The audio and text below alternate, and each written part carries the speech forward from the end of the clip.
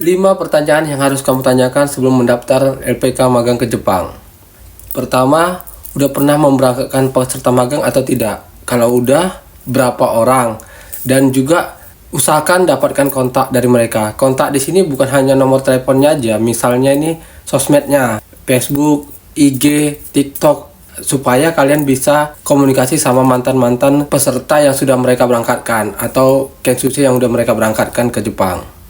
Gunanya apa? Supaya kalian bisa membandingkan antara informasi dari pihak LPK-nya dan informasi langsung dari siswanya yang udah pernah diberangkatkan. Jadi bisa ada perbandingan untuk kalian memikirkannya kembali. Kedua, LPK tersebut magangnya itu magang swasta atau magang IM Jepang. Jadi itu harus dipertanyakan karena itu berpengaruh sekali dengan sistem pembelajarannya dan juga biayanya paling utama.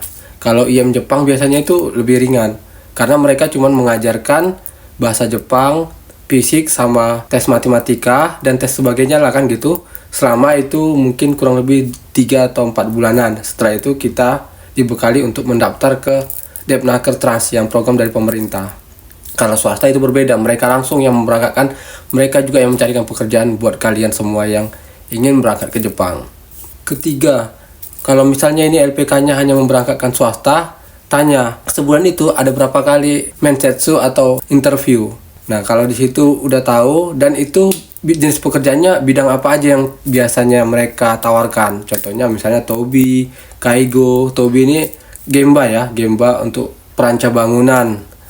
Kaigo itu perawat untuk lansia dan bidang lainnya. Jadi kalian bisa paham nantinya sebelum masuk kan gitu. Bidang apa yang kalian inginkan? Ada nggak? Sesuai nggak? Gitu. Dengan yang kalian harapkan. Nanti kalian pengennya misalnya di pabrik makanan gitu, sementara di LPK itu kurang menyediakan, kurang ada job seperti itu gitu. Menyediakan itu misalnya yang lebih banyak itu ya Gemba Tobi, Kaigo, atau pertanian kan gitu. Jadi itu harus kalian pertanyakan dulu sebelum kalian masuk, biar nantinya nggak kecewa kan gitu, karena pekerjaan yang kalian inginkan nggak ada di situ.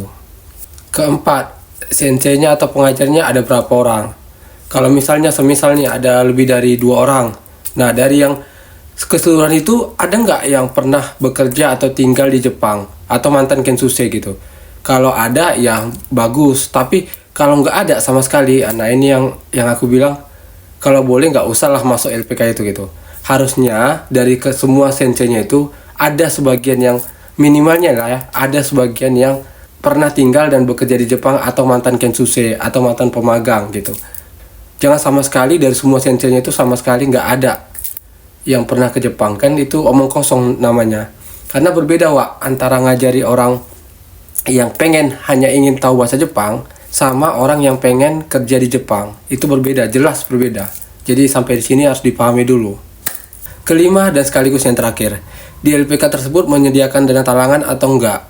Kalau ada misalnya mereka pakai jaminan atau enggak gitu. Itu penting karena enggak semua orang punya jaminan, misalnya kayak surat tanah lah, apalah gitu. Dan semisal nih ada jaminan cuman ijazah, nah kalian siap nggak dengan ijazah kalian ditahan mereka gitu? Itu jadi bahan pemikiran kalian juga.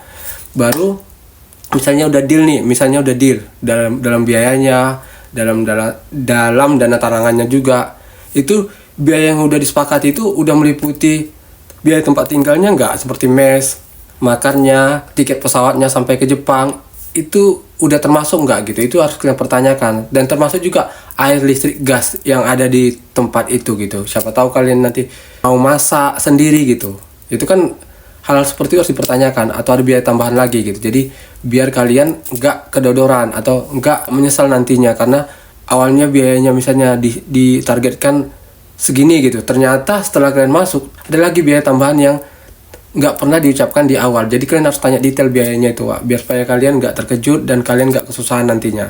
Mungkin itu aja yang bisa aku sampaikan, Mudah-mudahan tips yang aku sampaikan ini bisa kalian lakukan nantinya kalau kalian mencari LPK di daerah dekat rumah kalian atau di daerah manapun itu. Yang penting gunakan poin-poin yang tadi yang aku sebutkan itu untuk supaya kalian bisa lebih kritis menanyakan ke LPK yang kalian tuju. Oke geng, mudah-mudahan ini bermanfaat. Ciao.